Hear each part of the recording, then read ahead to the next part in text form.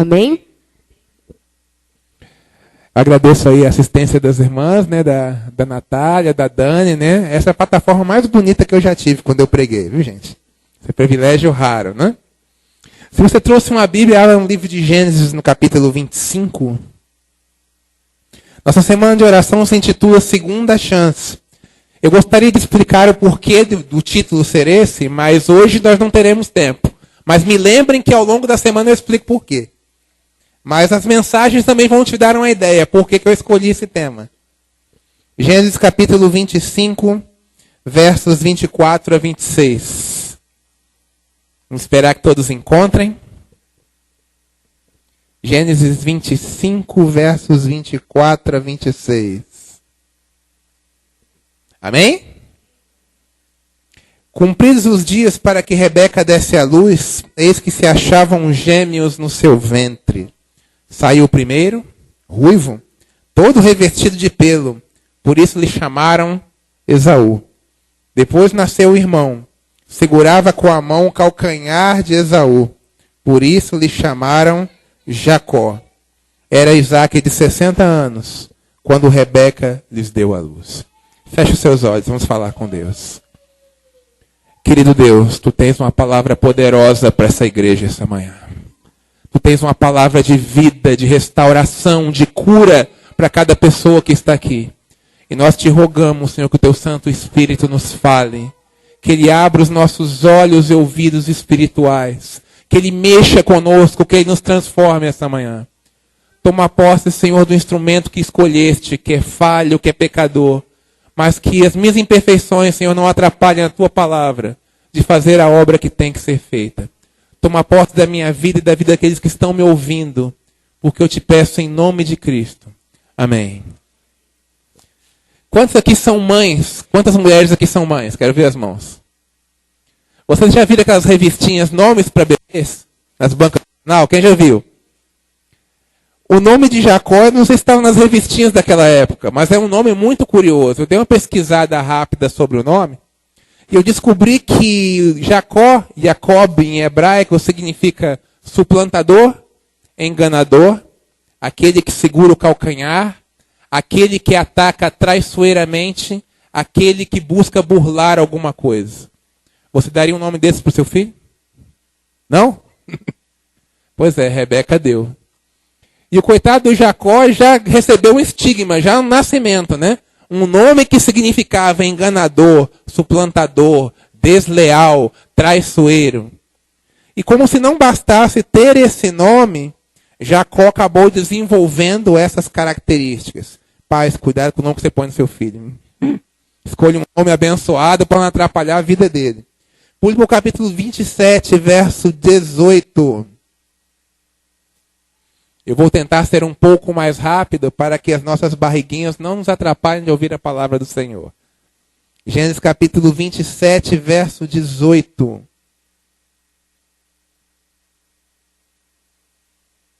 Amém?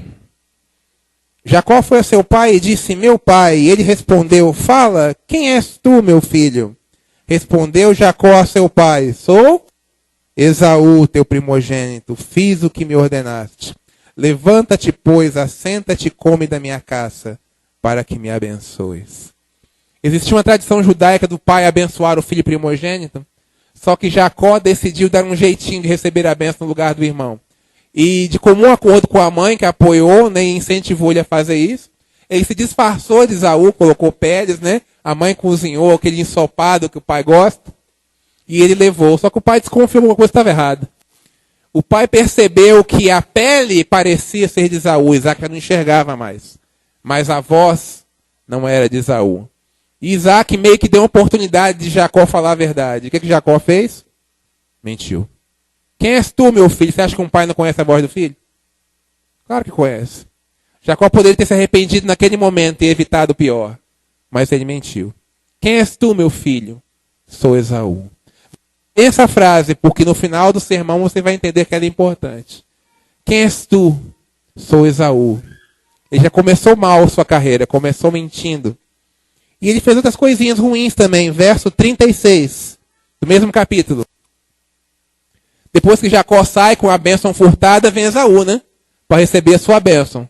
Com o seu ensopado, né? Que ele mesmo fez, não Rebeca. Os pelos de verdade. E aí Esaú descobre que foi logrado. E olha só o que ele diz, verso 36. Disse Esaú, não é com razão que se chama ele Jacó? Pois já 2 vezes me enganou. Tirou-me o direito de primogenitura. Lembra das lentilhas? Quem conhece a história sabe. Esaú chegou faminto em casa, Jacó cozinhando umas lentilhas lá, um grude, né?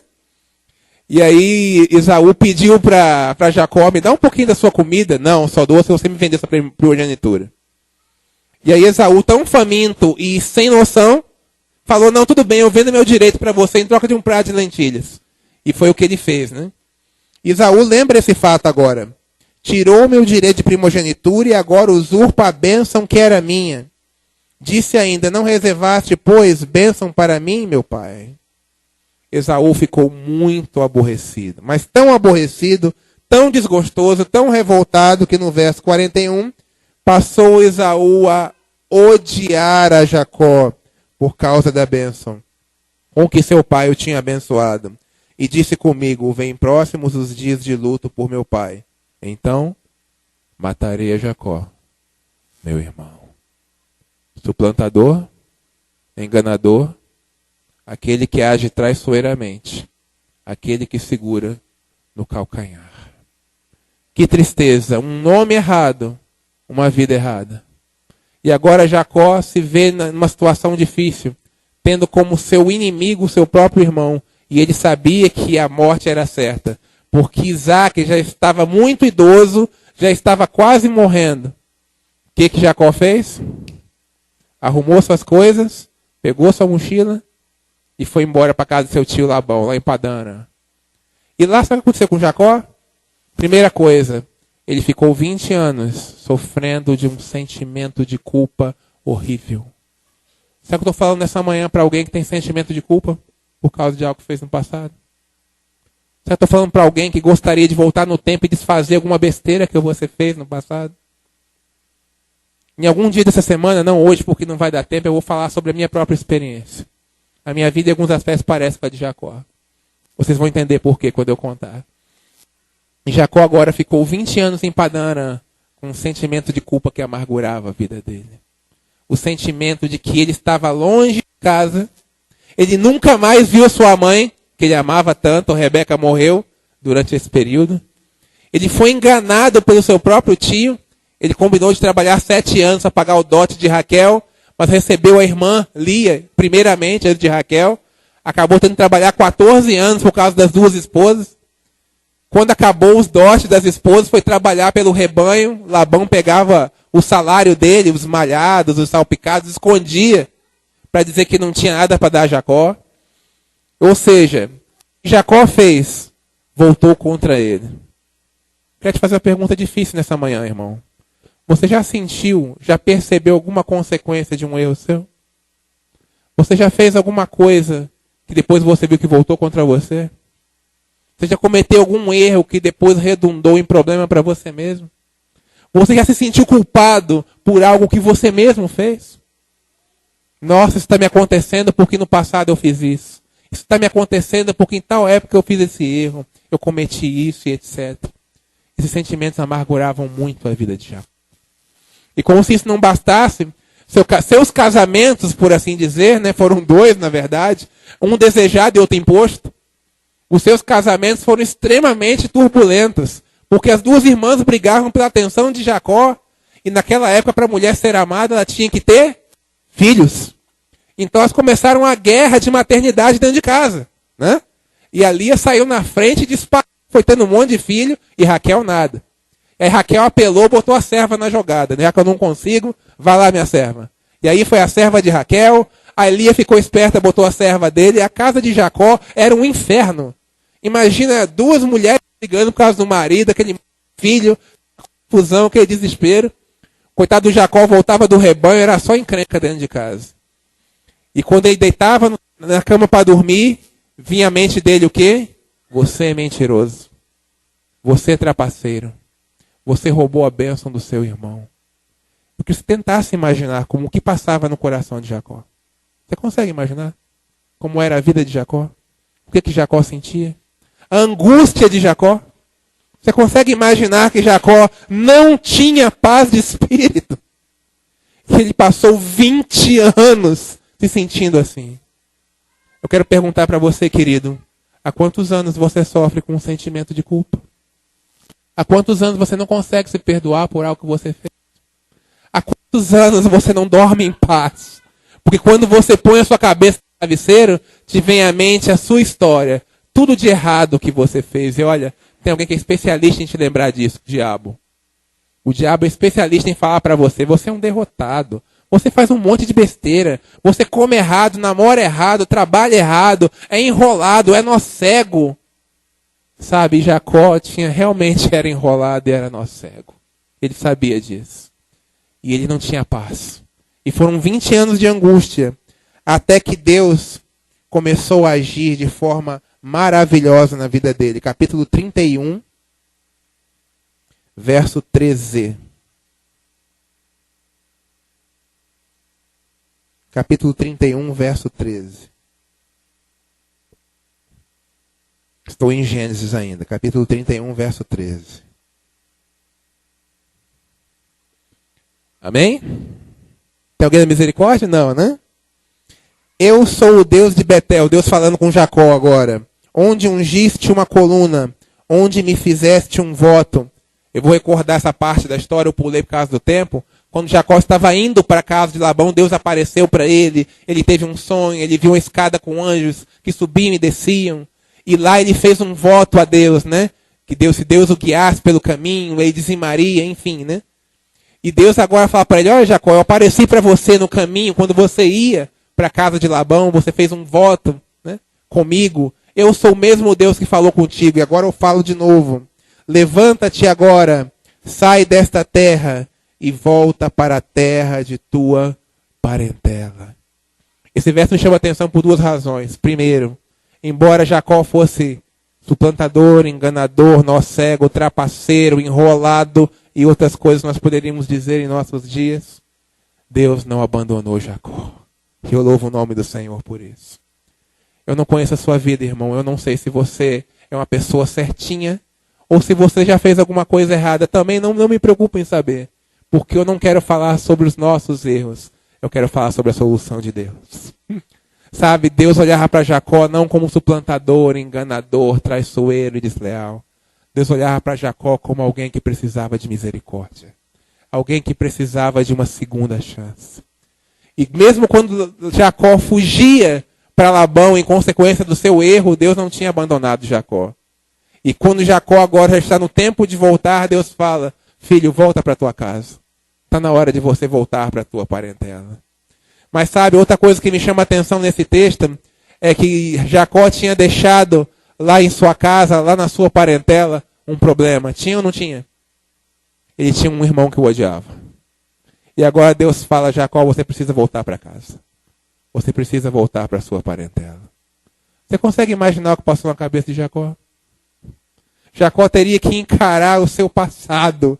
Teria que encarar o seu erro. Teria que encarar o seu pecado e as consequências dele. E sabe, querido, é difícil encarar o mal que eu faço. É difícil encarar as consequências do meu erro, do meu vacilo, da besteira que eu fiz. É difícil. Mas Jacó teria que encarar. Sabe por que Deus pediu para Jacó voltar para casa? Porque fazia parte da cura divina que Jacó encarasse o que ele tinha feito. Porque Jacó pecou e fugiu. E agora Jacó precisava encarar aquilo que ele tinha feito. Ele precisava voltar para o lugar onde ele tinha causado mal. O lugar onde ele tinha enganado, tinha logrado, tinha suplantado, tinha sido desleal. E Jacó obedeceu à voz de Deus. Olha o que acontece no capítulo 32.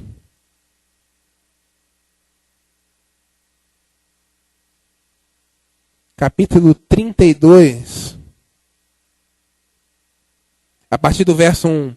Também Jacó seguiu o seu caminho, e anjos de Deus saíram a encontrá-lo. Louvado seja o nome do Senhor. Será que eu estou falando para alguém aqui que olha para dentro de si e pensa assim, nossa, eu sou lixo, eu não presto. Eu não faço nada certo, quanta besteira que eu já fiz, quanto erro que eu cometi. Olha, querido, se você se sente assim, Não se preocupe, os anjos de Deus vão sair para te encontrar. Porque o mesmo Deus de Jacó é o nosso Deus aqui no Gracinda hoje. Deus não mudou, Deus não passou a pensar diferente. Deus não seguia Jacó porque Jacó era bom, Jacó não prestava. Mas Deus é especialista em lidar com quem não presta. E eu louvo o nome dele por isso. Os anjos de Deus saíram a encontrar Jacó. E quando os viu, ele disse, esse é o acampamento de Deus. E chamou aquele lugar Manaim. Mas sabe, Jacó tinha medo de se encontrar com Esaú. E ele mandou uns mensageiros, né? Falar com Esaú, olha, teu servo Jacó agora já era servo. Roubou a primogenitura do irmão, mas agora queria dar aquela ensaboada, né? Ó, o teu servo Jacó tá aqui, mandou um presentinho, umas ovelhinhas, né?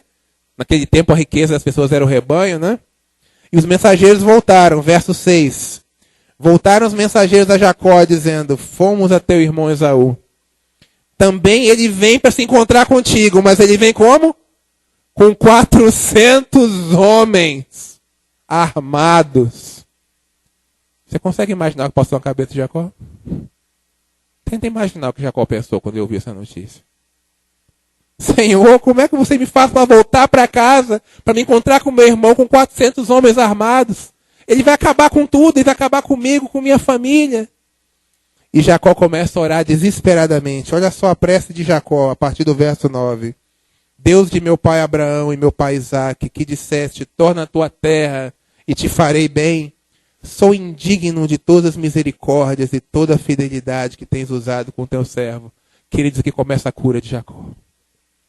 Até então, na história de Jacó, você não ouve Jacó manifestando arrependimento pelo que ele fez.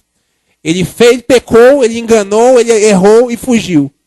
E agora, quando Deus o traz de volta para a terra onde ele tinha errado, onde ele tinha caído, ele reconhece que ele precisava de Deus, ele reconhece a sua indignidade.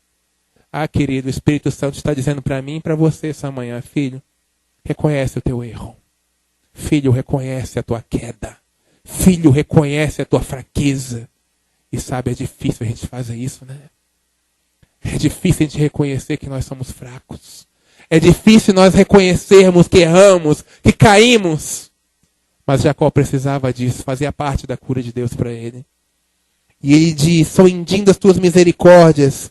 Senhor, eu atravessei com o meu cajado esse Jordão e agora eu volto em 2 bandos. Ele reconhece que Deus o tinha enchido de posses. Livra-me, verso 11, das mãos do meu irmão Esaú, porque eu temo para que ele não venha matar-me e as mães com os filhos. E disseste, certamente te farei bem e dar-te-ei a descendência como a areia do mar, que pela multidão não se pode contar. Depois de 20 anos, enfrentando um sentimento de culpa, agora Jacó tem que encarar o mal de frente. E aquilo desespera Jacó. Você também não se sentiria desesperado na posição dele? Quantos aqui são pais? Eu perguntei das mães, agora você que é pai pode levantar a mão. Você já imaginou se você soubesse que daqui a 24 horas alguém vai vir na sua casa, vai matar sua esposa e todos os seus filhos? Você consegue imaginar isso? Pois é essa sensação que você acabou de imaginar que Jacó sentiu. E o que é pior, ele sabia que tudo era culpa dele, ele merecia aquilo. E aquilo angustiava Jacó, aquilo consumia Jacó. Jacó sentiu uma dor que você não pode imaginar. E no verso 22 nós vemos que providências Jacó tentou tomar para resolver o seu problema. Levantou-se naquela mesma noite, tomou suas 2 servas e seus 11 filhos e transpôs o val do Jaboque. Tomou-os e fê-los passar o ribeiro, fez passar tudo o que lhe pertencia. E ele ficou sozinho. Ele pensou assim, deixa eu tentar fazer um plano B aqui. Eu vou botar as mulheres e os filhos na frente, para que quando os soldados de Esaú chegarem, não os encontrem junto comigo.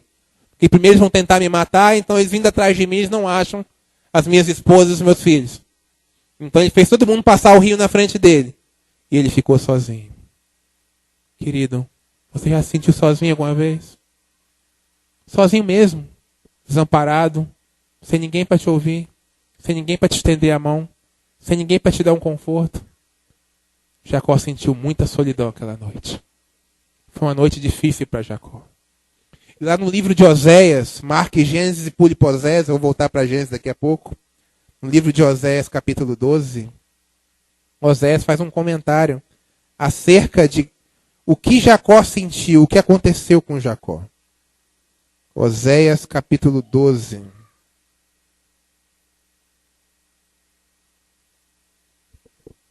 Deixa eu achar na minha Bíblia também, que as páginas são fininhas e escorregam do dedo. Oséias, capítulo 12.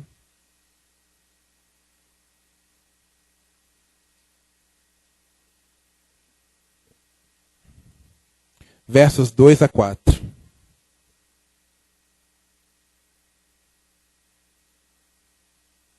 Amém? Tem alguém na misericórdia? Tem?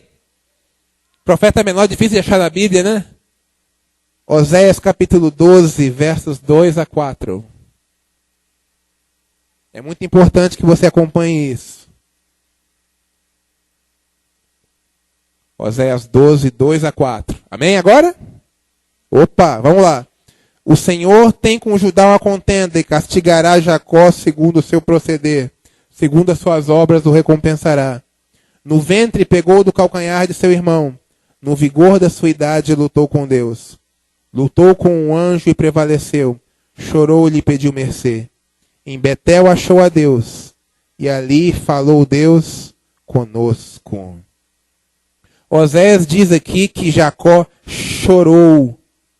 E é um detalhe que não está lá em Gênesis 32. Volte lá.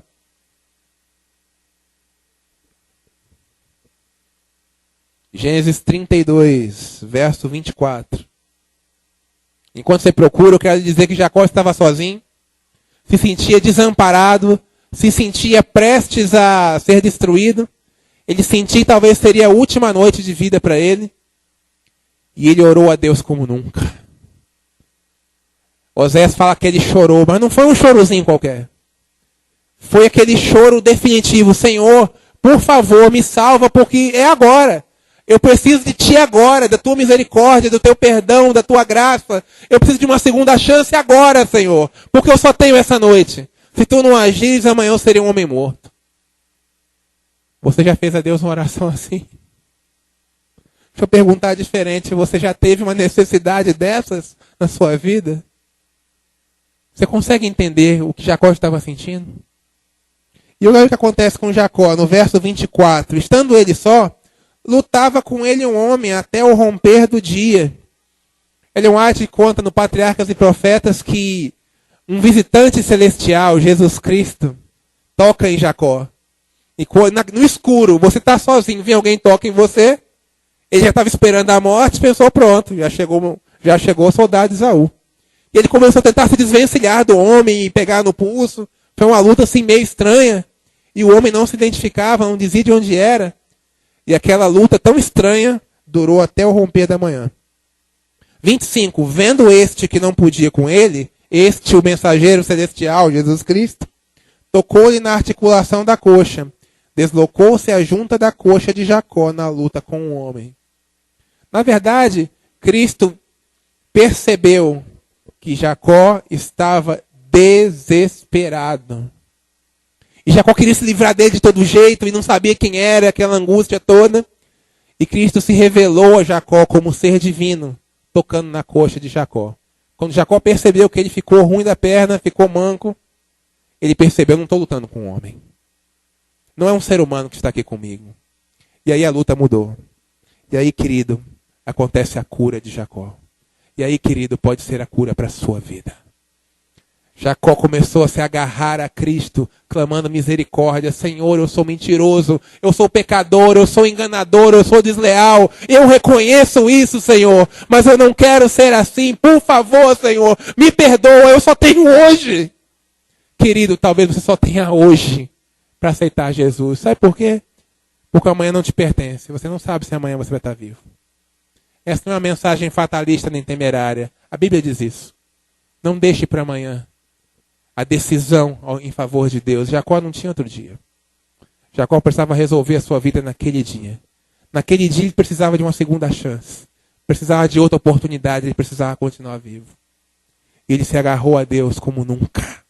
Como ele nunca tinha feito apesar de ser filho de Isaac, ser descendência de Abraão, mas Jacó não conhecia Deus. Eu quero dizer algo meio duro para os jovens de todas as idades aqui da igreja. Talvez você está batizado aqui há muito tempo, mas você não conhece a Deus. Eu passei anos na igreja, perdido dentro da igreja. E essa é uma das razões porque hoje eu estou pregando para você sobre a segunda chance. Porque Deus me deu uma. Você está olhando para alguém que recebeu uma segunda chance de Deus. Eu não estaria aqui, se fosse por mim, eu estaria fora da igreja há muito tempo. Mas Deus me deu uma segunda chance. E o Deus que me deu uma segunda chance quer dar para você também, querido. Para você, adventista, batizado. Para você que um dia esteve conosco e deixou este lugar. E para você que nunca esteve conosco, foi convidado e veio aqui hoje. Deus quer dar uma segunda chance para você. Jacó precisava de uma segunda chance. E ele se agarrou ao mensageiro celestial Jesus Cristo com todas as suas forças. E olha só o que acontece.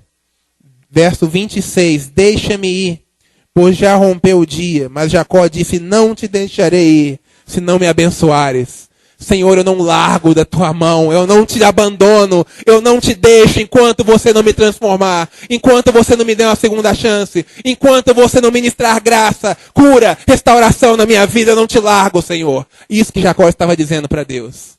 Eu vou me agarrar aqui, eu vou ficar aqui aos teus pés, até que venha a bênção de ti. E sabe o que o anjo fala, o que Cristo fala, melhor dizendo, porque esse anjo era Cristo? Verso 27. Qual é o seu nome?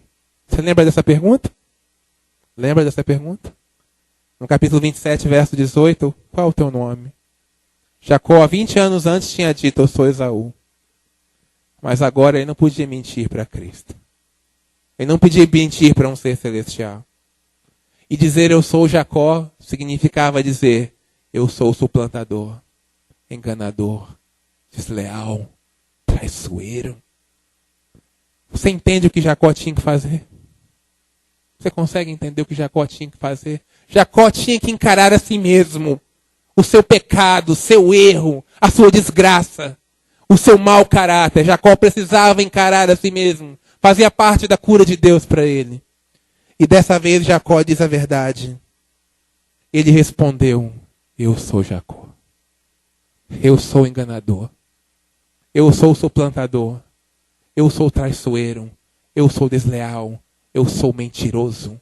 Eu sou lixo. Eu não presto. Foi isso que Jacó teve que dizer.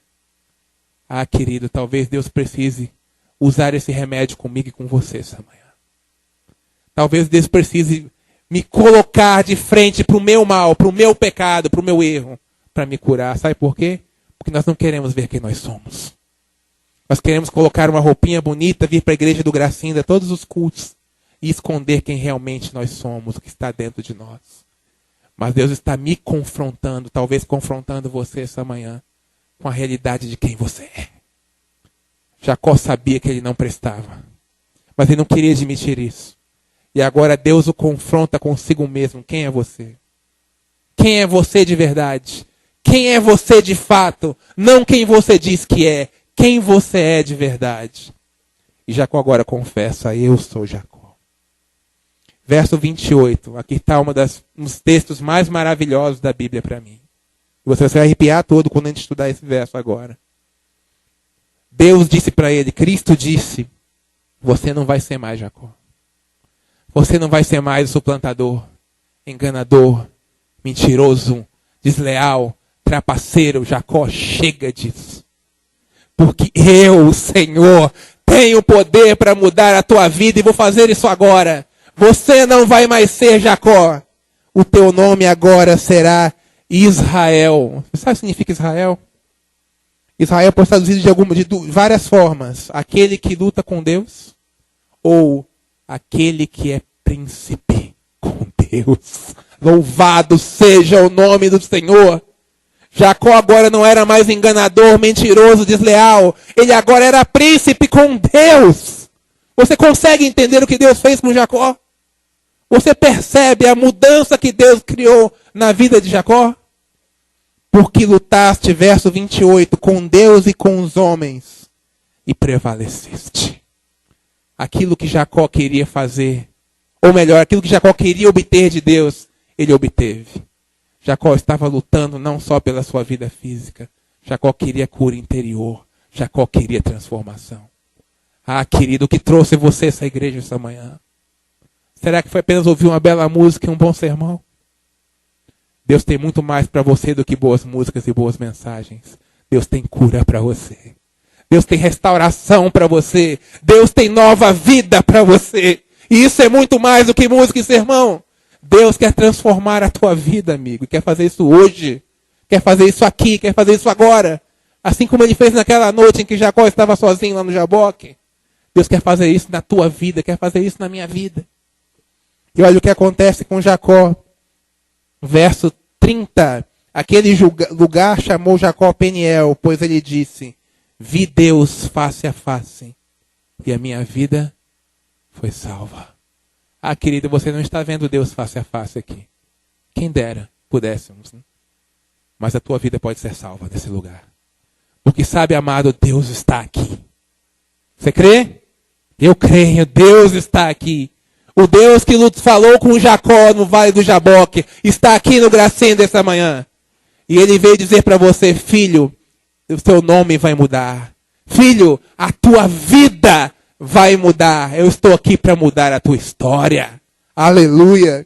Verso 31. Nasceu o sol quando Jacó atravessava Peniel e ele manquejava de uma coxa.